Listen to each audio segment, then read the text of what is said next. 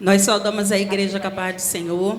Nós somos da turma Plantando a Semente, criança de 4 e 5 anos. E nessa manhã estamos apresentando uma pequena parte do que trabalhamos no trimestre passado. Nós trabalhamos no trimestre passado a importância de ser amigo de Deus. E que o pecado, ele nos afasta de Deus. E hoje nós temos aqui algumas crianças que elas vão falar que tipo de amigo de Deus elas são. Nós vamos começar pelo Rael. Cadê, tia Tati? O microfone para o Rael. Rael, que tipo de amigo de Deus você é? Abaca, e confiante. Muito bem. Qual tipo? Qual o seu amigo? Fala de novo. Abaca, e confiante. Isso. E agora nós temos a Lorena também. A Lorena, ela também é um tipo de amigo de Deus. Qual o seu tipo de amigo de Deus, Lorena? Somos obedientes. Não. Somos obedientes como Noé. Isso. Mais uma vez, qual o seu tipo de amigo, Lorena? Somos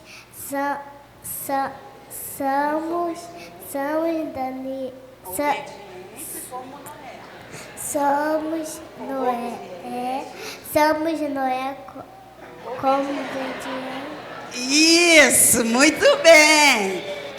Agora, Olívia. Olívia, que tipo de amigo de Deus você é, Olívia? Salomão, porque busca sabedoria do Senhor. Isso, mas vamos repetir de novo? Devagar, para a gente poder saber que tipo de amiga de Deus você é. Qual tipo de amiga de Deus você é? Salomão, porque busca sabedoria do Senhor. Muito bem. Agora também temos a Helena. Helena, que tipo de amiga de Deus você é?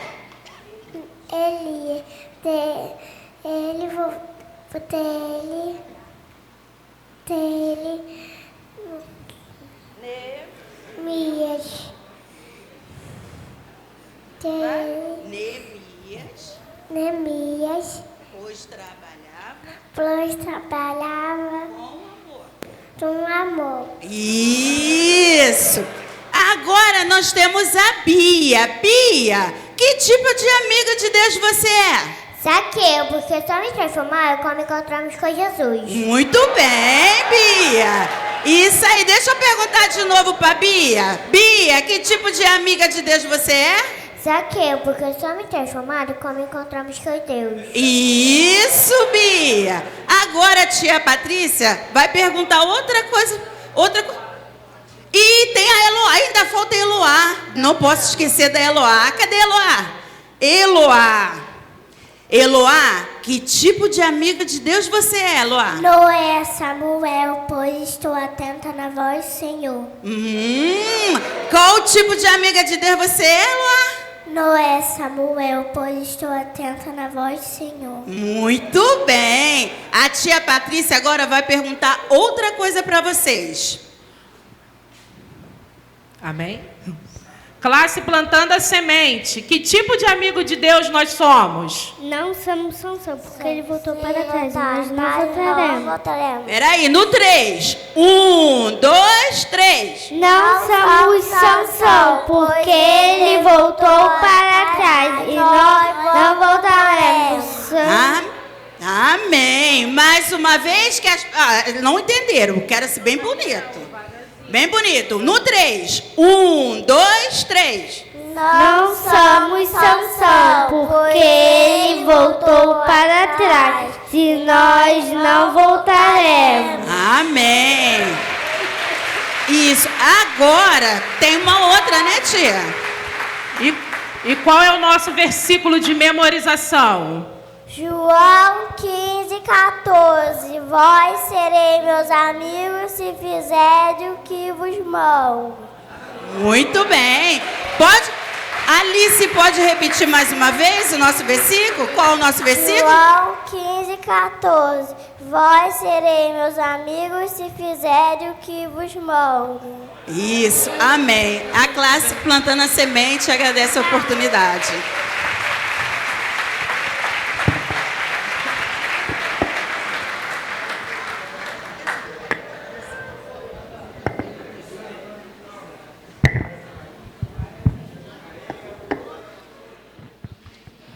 Graças a Deus, irmãos. Ensina o caminho à criança. Ela deve andar. Pois quando se tornar velho, irmãos, ele não vai errar o caminho do Senhor. Lucas, Evangelho de Nosso Senhor Jesus, Lucas, capítulo 2.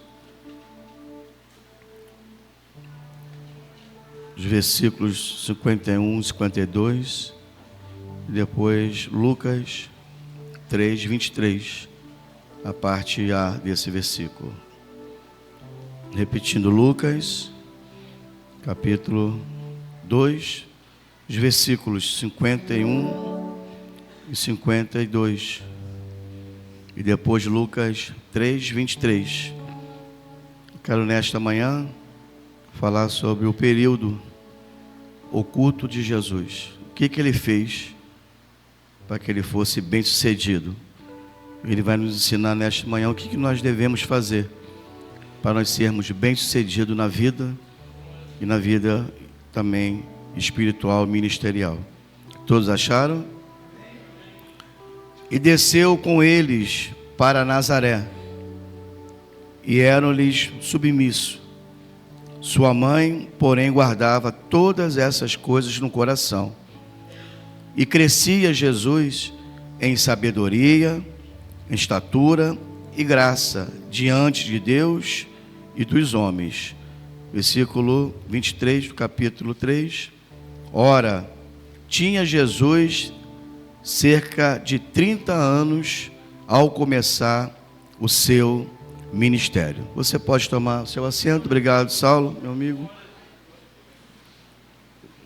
Que você possa ter aí uma manhã maravilhosa, como você já teve já na sua classe. Eu espero que você também tenha aqui no culto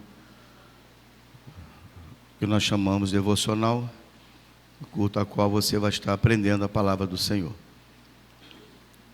É chamado período ou anos ocultos de Jesus. Ele não é mencionado nada público depois que ele foi sabatinado com quase 13 anos de idade.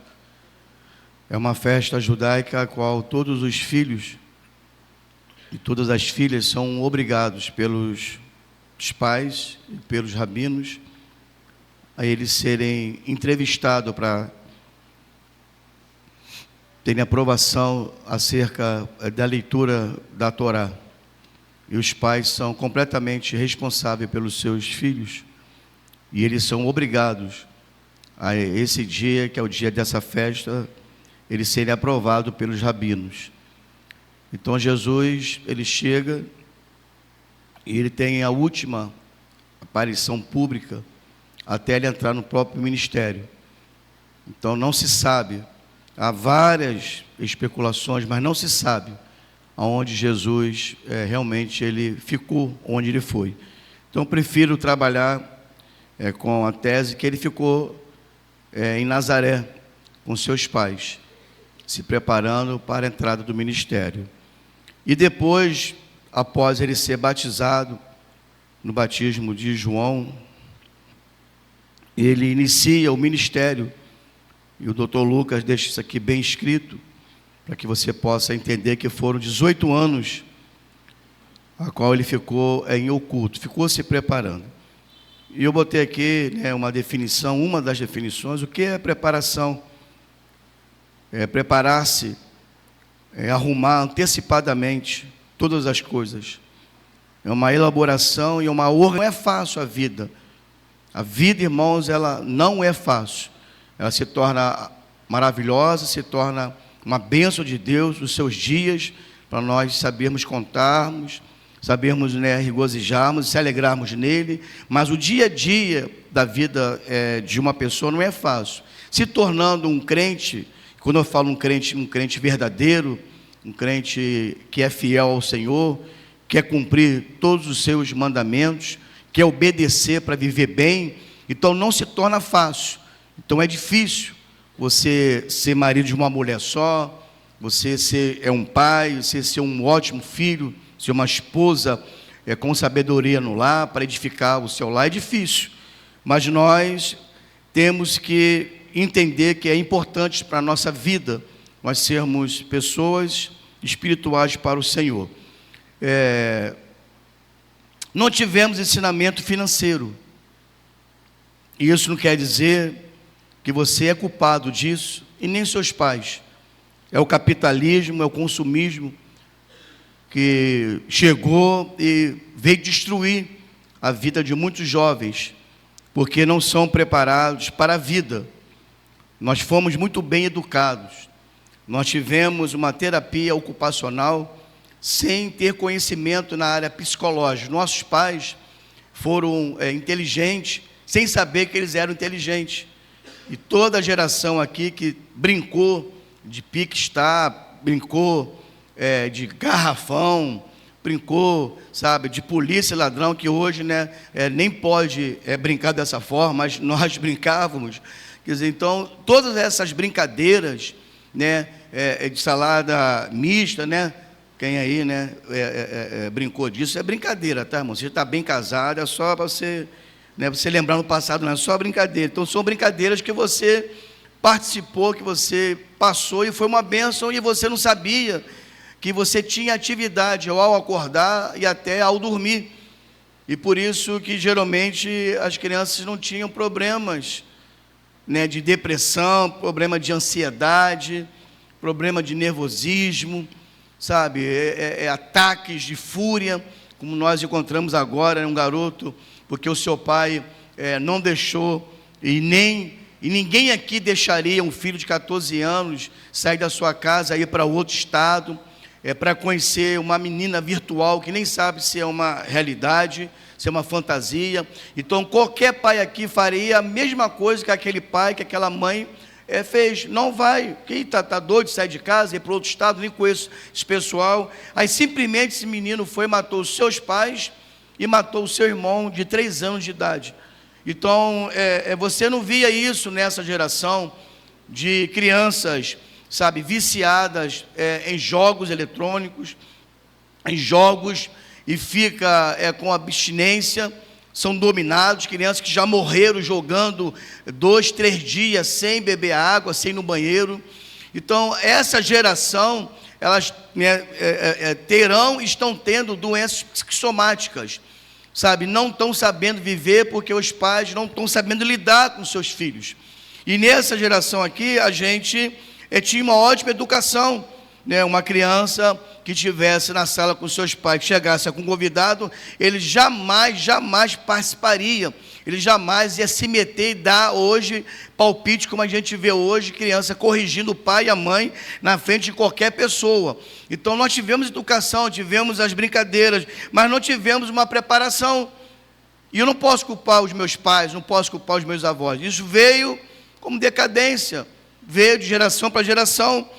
Uma criança, para ela ser bem preparada, ela tem que estudar brincando, mais ou menos 15 anos. Você preparar o seu filho, ele entrar aí, hoje chamado, né, ensino fundamental, hoje está entrando aí com 6, 7 anos, e ele terminar a faculdade, ele vai levar 15 anos, ele vai ter uma formação, dependendo da faculdade, ele vai ter uma formação aí em torno de 20 a 21 anos, estourando 22 anos, para se preparar para ótimos concursos, para ótimos salários, ótimos empregos.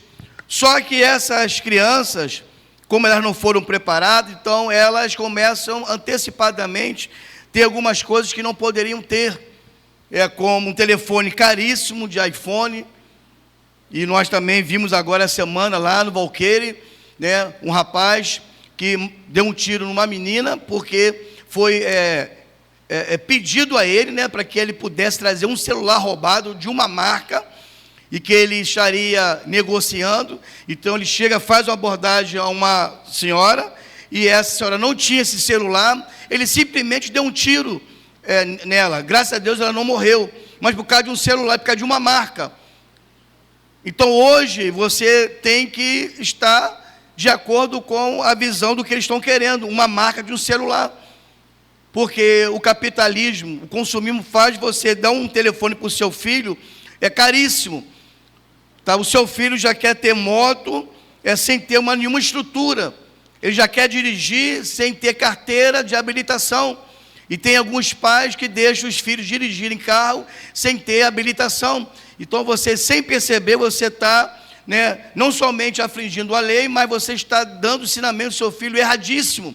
Porque em vez de ele se preparar para isso, ele não tem preparo nenhum. Se você puder dar aí um pulinho em alguns hospitais que trata de trauma na área do corpo e dos ossos, como o Albert, você vai ver que há um andar só de operação de perna, de braço. E quando você chegar lá, e geralmente poderia ter muito mais idosos lá internados, porque a terceira idade está dando longevidade e tem muita queda em casa, então seria até normal. Mas você é surpreendido de jovens que bateram com o carro, que bateram com a moto, porque não tem preparação, não sabem dirigir, são violentos no trânsito, principalmente aí as motos, quem aqui dirige moto, quem anda com moto, sabe que eu não estou aqui exagerando. As motos, irmãos, elas só buzinam, mas não diminuem a velocidade.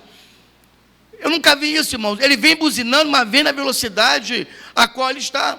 E se você que está dirigindo o carro não estiver atento, você acaba sofrendo um acidente por causa da culpa deles, porque eles não têm educação para parar. Eles são chamados de carro, mas eles não obedecem ao trânsito. Então eles passam em corredores, passam do lado direito, que não é para passar. Então eles não querem parar. Moto nenhuma quer parar. Ele não consegue parar. É uma coisa doentia, não sei se isso é uma coisa maligna, mas não para em lugar nenhum. Ele não consegue parar com a moto e ter um trânsito correto. E aí acaba sofrendo acidentes gravíssimos, porque não foram bem preparados. A vida financeira nunca foi falada dentro da nossa casa. Será que seu filho sabe quanto que é o custo de uma casa hoje? Será que ele sabe qual é o valor da conta de luz, a conta de água? Será que você só reclama que ele fica muito tempo no banheiro com a água quente, a sua esposa, que parece que ela está no resort, e fica lá durante, principalmente nesse período aí, de junho, julho e agosto, por isso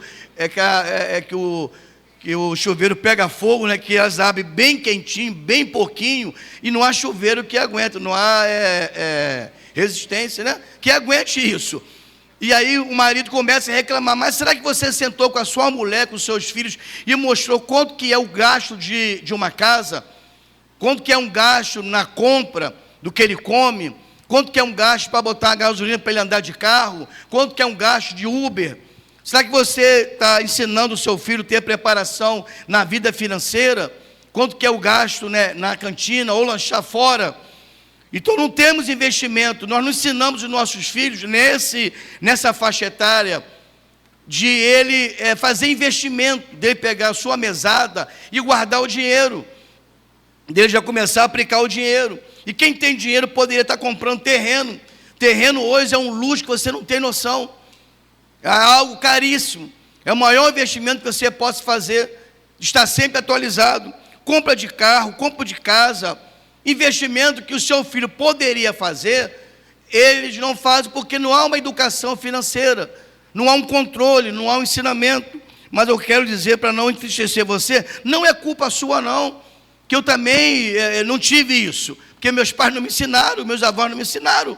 Então isso aí já vem de longo, é que nós estamos tentando fazer que essa geração que está surgindo agora possa ter um preparo bom de estudo primeiro, para que amanhã possa ter ótimos salários, principalmente os homens, porque quem mantém a casa é o homem, por mais que a mulher possa ajudar, ela pode ajudar, mas quem mantém de forma digna, de forma mental, de forma estruturada, ou de forma com uma estrutura, é o homem.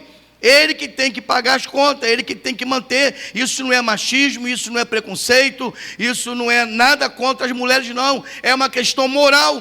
O homem que chega com a compra, o homem que paga as contas, ele tem moral para chegar e falar com seus filhos, falar com a sua esposa.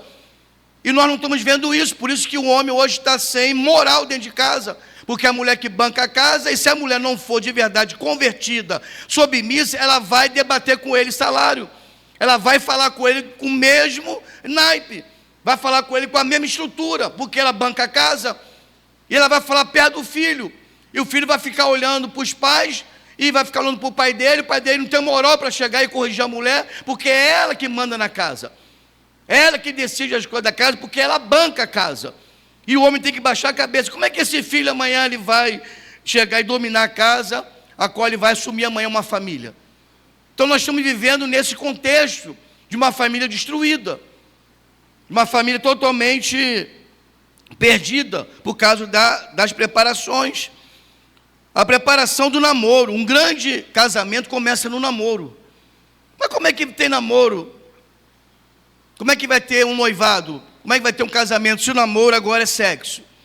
Eu tenho que conhecer a minha amiga, ou a minha parceira, ou a mulher da minha vida, ou a mulher que vai morar comigo, mas tem que fazer sexo. Aí já começa errado. Um garoto de 12, 13 anos namorar em casa. Que estrutura que ele tem para namorar? Qual é a preparação? A preparação aqui que eu falei aqui é estudar. É estudar, mas por que eles querem namorar? Porque toda a turma está namorando. Se ele não namorar, ele fica isolado, ele fica esquisito, ele fica, destacado, mas de forma negativa. Porque está todo mundo namorando. Os pais estão permitindo as crianças irem para casa fazer sexo no quarto. É melhor estar aqui dentro do quarto do que estar em qualquer lugar, pastor. Essa é a família brasileira, que você está perdendo o controle. Aí o filho está encarando o pai. Aí se o pai bate, mas é crente, se bate, se é um pastor, mas é pastor, mas vai fazer o que com o filho se o filho está encarando o pai? Desacatando o pai, desrespeitando o pai, dizer que vai namorar mesmo, ponto final. Mas aonde tem estrutura com 14, 15 anos para namorar em casa? Se está estudando ainda, não tem nada, nem trabalho tem. Aí quem vai pagar, o dia dos namorados? Quem paga aí o dia do namorado? É o pai. Aí quer sair com a menina, quer levar ela no McNasa, quer levar ela no McDonald's. Aí quem vai dar o cartão? É o pai. Porque ele não tem estrutura, mas ele quer namorar. Mas ele quer beijar na boca, mas não tem estrutura. Mas ele está querendo pai e mãe, mas ele não tem estrutura nenhuma, ele quer fazer sexo. Aí se a menina ficar grávida, ela vai para onde? Vai ficar na casa dos pais, porque a menina fica na casa dos pais. O pai vai botar ela para fora de casa? Você está vendo, mãe? Aí você já tem uma boca para alimentar, e agora vai ter 2 bocas para alimentar. Mas não tem estrutura nenhuma, mas quer fazer sexo. Porque não tem ensinamento, não tem conversa dentro de casa. Ter uma ótima casa, ser um crente, e aí nós não estamos aqui falando de namoro, noivado, mesmo tampouco casamento, ou só estamos resolvendo os problemas no casamento porque não estamos tendo tempo para falar de namoro. Porque geralmente namoro fica relacionamento ou fica relacionado aos pais. Se os pais não falarem, eu vou falar de casamento amanhã destruído.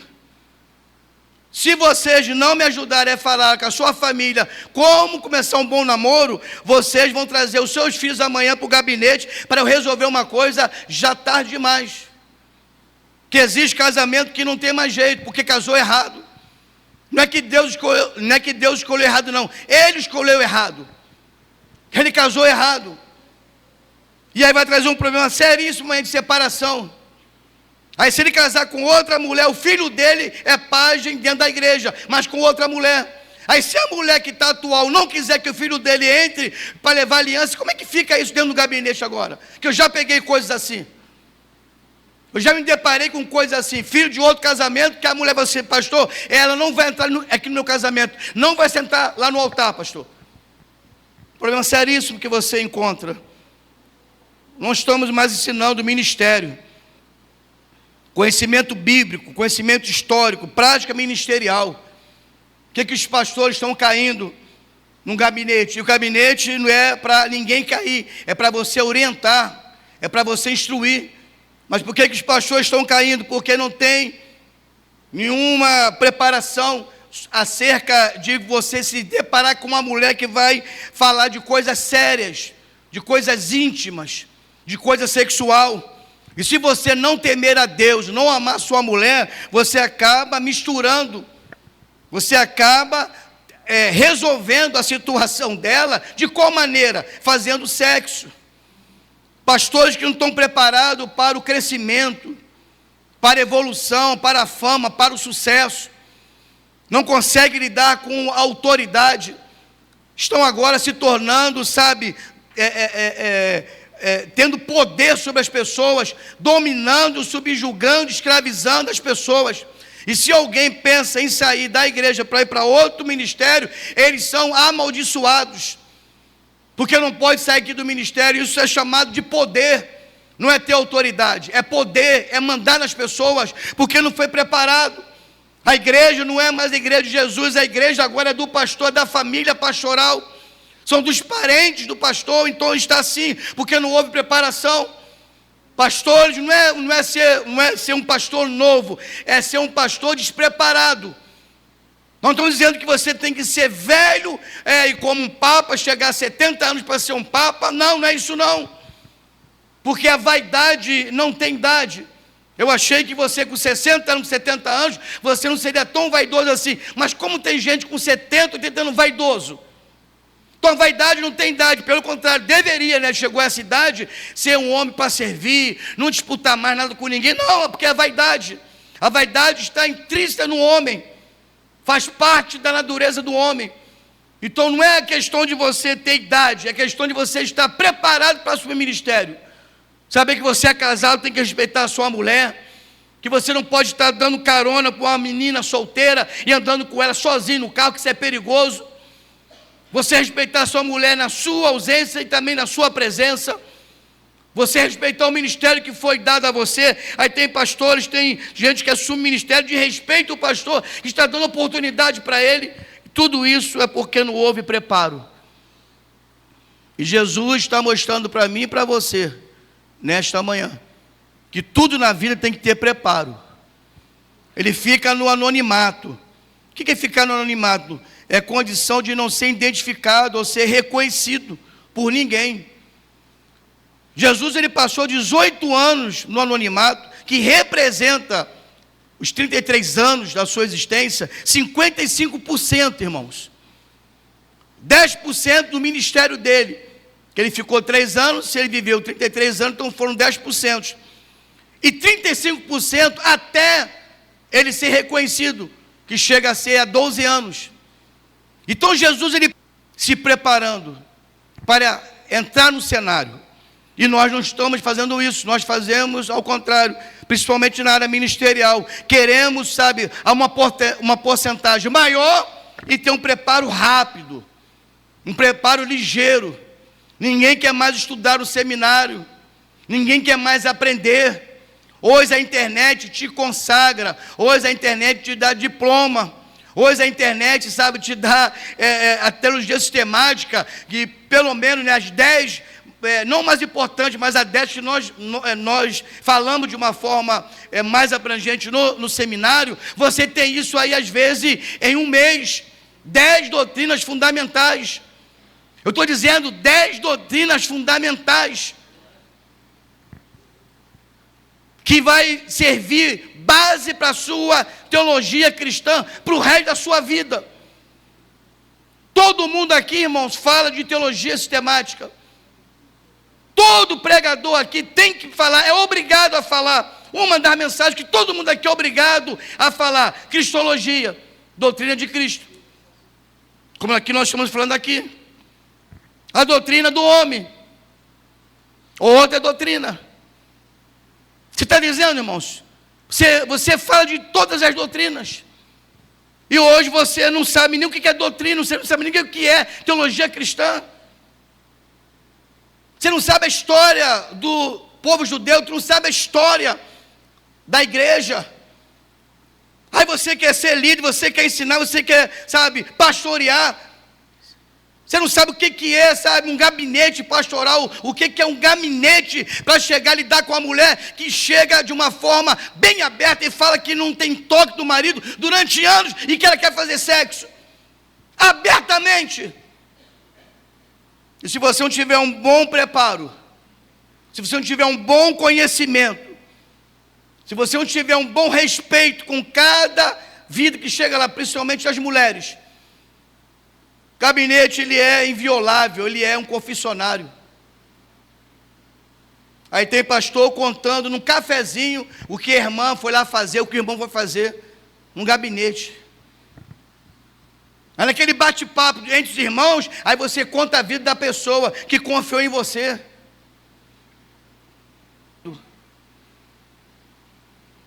Traiu e traiu aqui com o irmão da igreja. Aí você vai fazer o quê? É um confessionário. Você não pode jogar piada, você não pode ficar aqui brincando, você não pode falar com a pessoa no cafezinho. É coisa séria. Uma coisa é você descobrir, uma coisa é você ser informado aí fora, outra coisa é a pessoa ir no gabinete e confessar, sem ninguém saber. É diferente. Claro, é diferente, muito diferente, você descobrir. Com muitas coisas aí, a maior parte a gente descobre no meio da rua aí. Aí vai investigando, aí vem tudo à tona. Isso aí não é confessionário. Isso aí nós descobrimos porque ele não teve coragem, não teve hombridade, não teve caráter de chegar e confessar. Mas quando você encontra uma pessoa que chega e fala assim, pastor, eu pequei, você tem que saber tratar dele. Tem que saber tratar dela. Casamentos falidos aí porque foram no gabinete pedir ajuda e a maior parte da igreja ficou sabendo. Não totalmente, porque tem irmãos que entram aqui na igreja, nunca tomaram um cafezinho aqui na igreja. Tem irmãs aqui que nunca foram aqui no banheiro da igreja. Ele vem para a igreja, adora, fala todo mundo e vai embora. Então não sabe nada o que acontece aí nos bastidores. Mas quem para, quem toma café, quem conversa, fica sabendo dos podres dentro da igreja. Porque a pessoa que está na liderança não consegue guardar uma coisa séria. Aí destrói uma vida, destrói um casamento, destrói um filho. Destrói uma família. Que a mãe e o pai foram lá e falaram, pastor, me ajuda aqui. O meu filho está viciado, o meu filho está fazendo isso aqui. Como uma família chegou e falou, pastor, meu filho largou tudo e agora está no tráfico, está no Chapadão. Eu estou falando isso para o senhor porque o senhor pode se deparar com ele lá. Ele está lá no Chapadão, pastor. Garoto que estudou, garoto que teve ótima formação, tinha um ótimo trabalho, saiu do trabalho para ser traficante. Largou a igreja para ser traficante. Como é que eu vou chegar aqui agora e vou dar o nome dessa criança, o nome dessa família? Eu vou destruir essa casa. Porque ela está pedindo ajuda espiritual. E nós estamos querendo assumir ministério sem ter preparação nenhuma. E fica com raiva quando o pastor não consegue, quando o pastor não separa, porque o pastor está preparando. Mas o pastor está preparando muito aqui na igreja, sim, é para você não errar. Estou te preparando para você não errar. Faço gabinete de casamento para você não casar, porque eu não quero que amanhã você venha, e amanhã, pastor, não aguento mais. Está pensando em casamento só sexo? Está pensando em casamento só, sabe, é brincadeira, é coisa séria. É um compromisso sério, é uma responsabilidade, é um dever de todo homem cumprir a sua palavra. E não abandonar a mulher, e não mandar ela voltar para sua casa, e não desistir dela, não fazer ela se tornar uma pessoa própria, com vergonha da vida, porque foi traída. O casamento é sério. As mulheres aí têm que saber lavar, cozinhar e passar, ainda que trabalhe, ainda que coloque uma empregada dentro de casa, ela tem que saber administrar a casa dela, porque é ela que edifica o lar. Não é terceirizar para a mamãe, para a vovó ou para a amiguinha da igreja. Uma grande artista aí, de uma família ou de conhecimento artístico, de uma emissora aí, ela tinha uma amiga, que era a madrinha dela, amigas da mesma profissão. E ela começou a desabafar para a amiga acerca do casamento dela. E o marido dela trabalhava com essa amiga, nessa emissora. E aí ele começou a também desabafar para ela. O que essa amiga fez? Chegou e pegou todos os erros da amiga esposa. E aí traiu a confiança da amiga, ficando com o marido dela. Só que ela era a madrinha do casamento dele. A amiga foi, descobriu, pagou aí, né, um investigador, um detetive, e descobriu aonde ele estava indo. Estava indo na casa da melhor amiga dela, que era aquela amiga de se debater, sabe, de conversar, de chorar. A amiga tinha que abraçar ela e orar por ela, ou se não é crente, sabe, ajudar. Não. Aí começou a dar em cima do menino, rapaz bonito, uma pessoa pública, e agora eles estão juntos. Aí eu pergunto a você, mas você tem uma amiga? Tenho, pastor, mas eu tenho que falar contigo, cuidado que você fala com a sua amiga acerca do seu casamento. É uma coisa absurda eu falar isso nessa manhã. Mas cuidado com quem você fala sobre o seu casamento. Cuidado com quem você fala a sua vida íntima. Você não sabe a pessoa, como é que ela olha o seu marido, como é que ela olha a sua mulher. Você não sabe. Aí casamentos estão sendo traídos por pessoas conhecidas.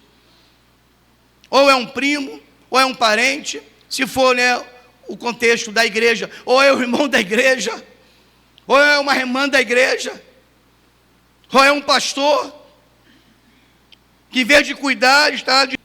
Jesus se preparou porque ele ia entrar agora no cenário, já vou terminar já.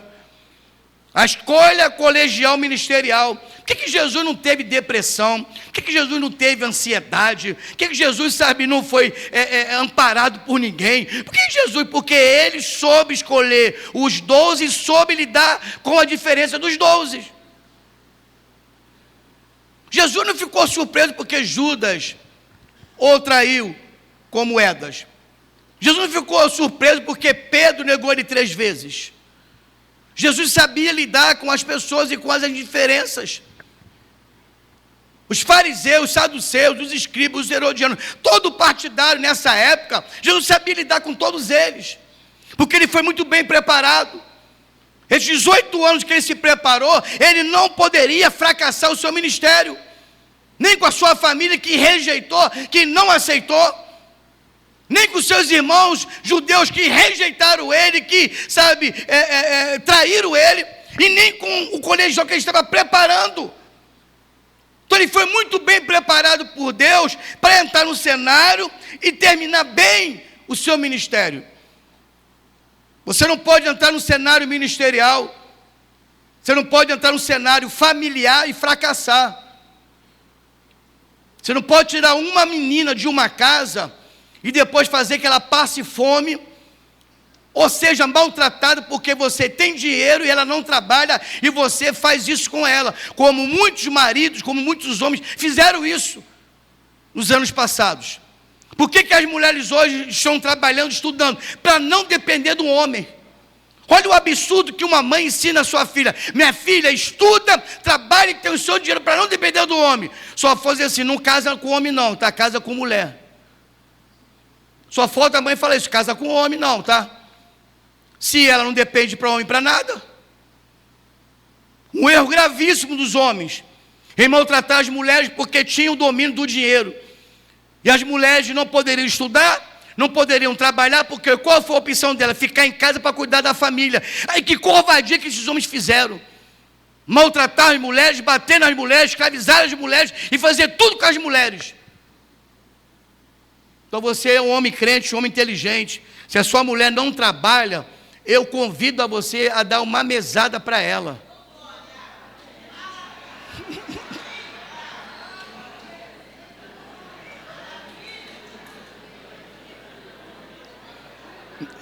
Igreja, isso aí é outra mensagem, outro dia. Vai ficar todo mundo aleluia. Irmãos, eu não estou querendo separar ninguém não. A pior coisa para uma mulher que está dentro de casa, ela todo dia fala assim: amor, deixa dinheiro aqui. Aí você deixa o dinheiro lá e ela faz a compra, que não tem troco, tá, irmãos? Eu nunca vi mulher devolver o troco para o marido. Ela sempre assim: está tudo caro. Então, para você não ficar perguntando para todo dia, fez o que com o dinheiro? Aí você vai arrumar um problema. Então dá um dinheirinho para ela ter a mesada dela, para ela poder dar o seu dízimo, dar a sua oferta, poder ir no salão, poder fazer a unha, poder comprar suas peças íntimas. E você, com o restante, você banca a sua casa. Irmão, você vai ter uma mulher feliz dentro de casa. Eu pergunto e você não precisa responder. Qual a mulher, podendo ficar em casa com uma mesada, vai querer trabalhar na rua? Não precisa responder isso não. Qual a mulher que pode acordar a hora que ela quer, pode ter o soninho da beleza à tarde todos os dias, poder levar o filho na escola, pegar o filho na escola, ensinar o filho, vir para a igreja para ter ministério, fazer comida com calma, fazer o lanche, sabe, sexta-feira, no sábado com calma. Qual a mulher que não fica feliz com isso? Qual a mulher que vai ter que trabalhar, pegar o trem, pegar o metrô, pegar o BRT, o VLT e tudo ter e vir correndo para dentro de casa? Para passar, lavar, cozinhar, vir para a igreja, ter ministério? Qual a mulher? Ela vai fazer isso porque ela é obrigada a fazer isso. Mas se ela pudesse escolher, se o marido pudesse falar, amor, fique em casa, a mulher ficaria em casa, com certeza. Com certeza ficaria em casa feliz. Não é que ela não possa realizar, não é que ela não possa dirigir, não é que ela possa assumir firma, não. É que ela vai cuidar do maior patrimônio que se chama família. Alguns anos que até isso parou de ser falado, era chamada o ano das mulheres executivas. Era chamada as mulheres empresárias, de mulheres que assumiram diretoria, sabe, execução numa firma. Algumas mulheres largaram tudo para cuidar da família, porque estavam perdendo os filhos. Abriram mão de ser, ter uma vida profissional com ótimo salário, porque eram mulheres, algumas eram bilingue. Outras, sabe, nem bilingue era, porque falava mais de 12, 13 idiomas. Mulheres, sabe, que viajavam o mundo. Era reconhecida, admirada, e todas queriam seguir. Mas quando chegavam na família, destruída. Eu pergunto a você, vale a pena você ganhar tudo e perder a sua família nesta manhã? Que é o maior patrimônio, é o maior bem que o Senhor deixou para mim e para você. O maior legado que Ele deixou é a família. Vale a pena você perder o seu filho na droga, perder o seu filho na revolta, seu filho não falar com você dentro da sua casa, seu filho não te respeitar, não admirar você? Sabe que vale a pena isso nesta manhã? Então Jesus escolheu muito bem o seu colegial. Jesus preparou muito bem os seus discípulos. Jesus ensinou eles e Jesus treinou eles para o ministério. Por isso que todos eles erraram quando eram discípulos. Mas nenhum deles erraram quando se tornaram apóstolos. Você pode ver a biografia de Jesus nos evangelhos sinópticos e também no evangelho de João, que eles erraram. Mas quando se tornaram apóstolos, nenhum deles foram dignos de ter uma morte natural, porque entenderam o que era ministério, entenderam o que era deixar um legado para a igreja primitiva, o que era, sabe, um legado para deixar para a igreja do primeiro século. Entre o primeiro século até o século IV, foram os chamados pais da igreja, os padres da igreja, que eram aquele movimento patrístico, de ensinamento, de, sabe, defender o cristianismo contra as maiores heresias que surgiram. Lá estavam os homens chamados os pais da igreja, porque eles foram bem tesourados pela igreja primitiva, pois aquela igreja primitiva foi bem tesourada pelos discípulos de Jesus. Você está vendo, irmãos, uma cadência correta? Aí quando o tempo vai passando, chega o século IV, século V, aí começa a igreja a misturar com o Estado. Aí começa, sabe, a infiltração de outros segmentos dentro da igreja evangélica. E chega até o nosso século XXI, a igreja totalmente envolvida com o mundo.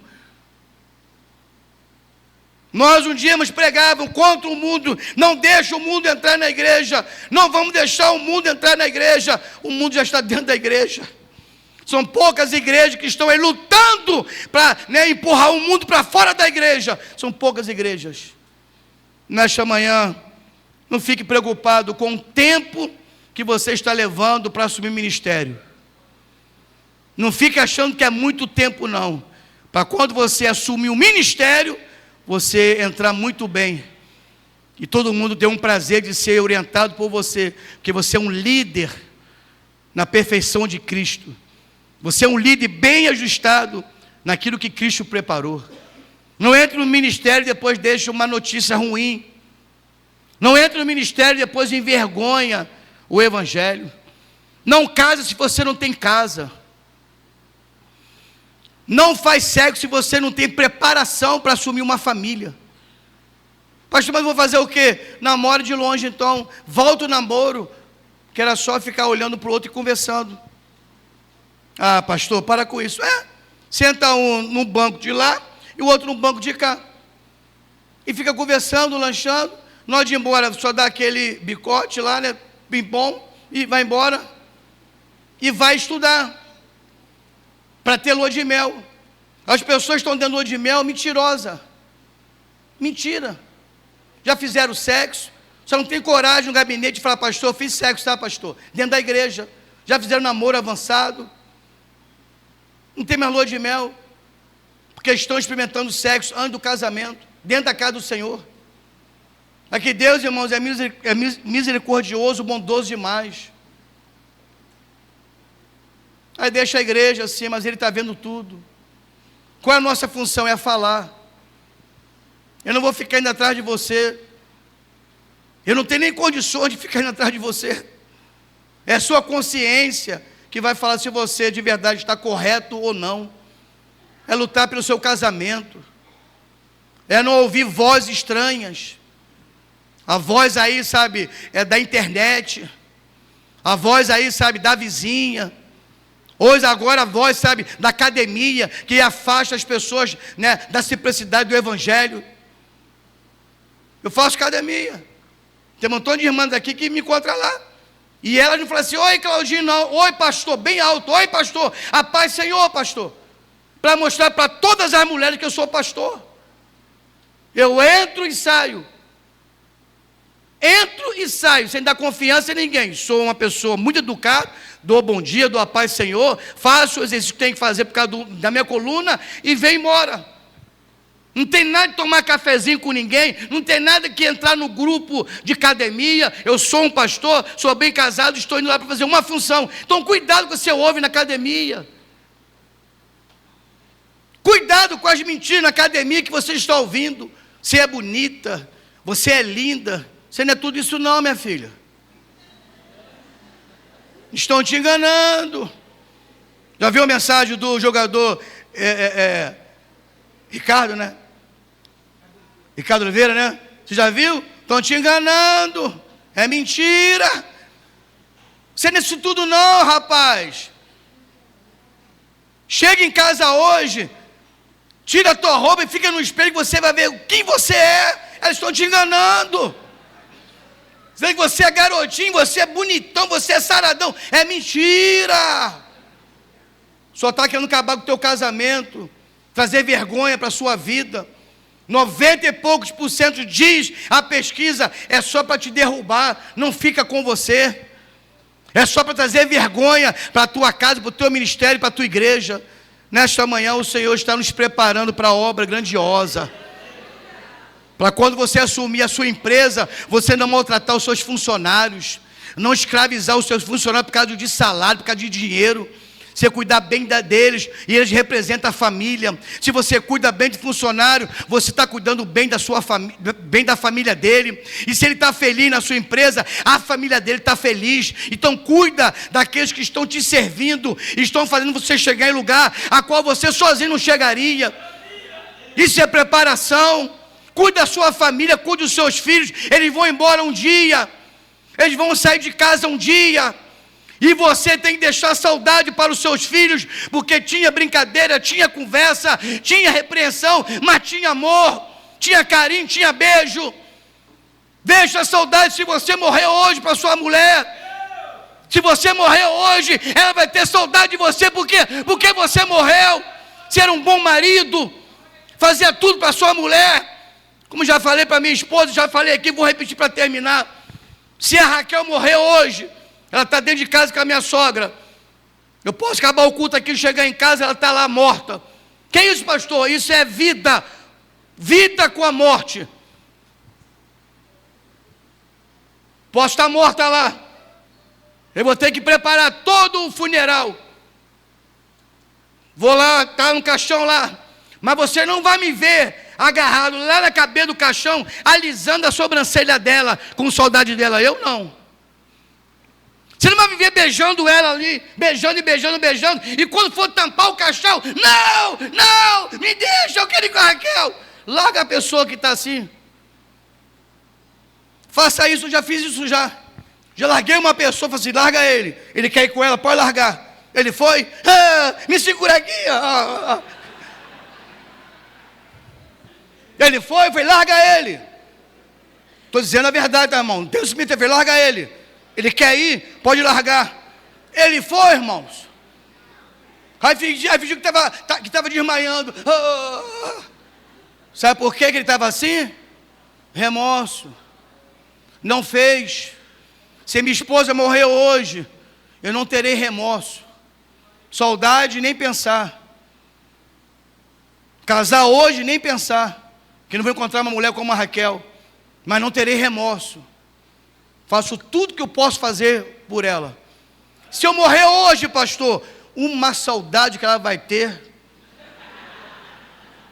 Uma solidão. Eu dou 3 dias para a Raquel ficar viva. Ela vai morrer em 3 dias.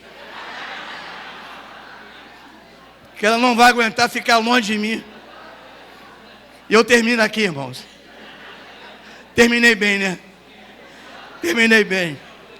Terminei por cima hoje. Louvado seja Deus.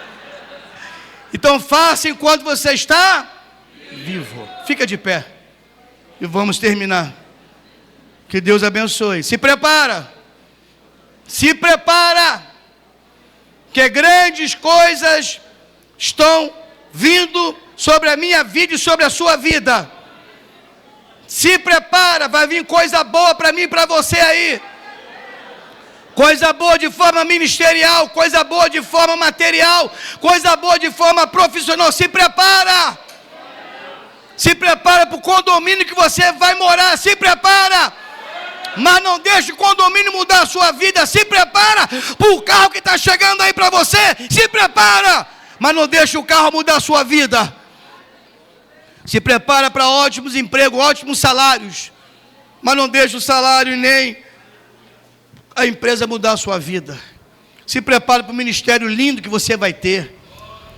Vitória a Deus dará a mim. Eu sei. Vitória a Deus dará a mim. Eu sei. Se eu andar na sua luz, confiar só em Jesus. Vitória a Deus dará a mim. Eu sei. Que a graça do nosso Senhor e Salvador Jesus Cristo, o grande amor de Deus e a comunhão e as doces consolações do Espírito Santo seja com cada um de nós, o povo de Deus. Diz amém.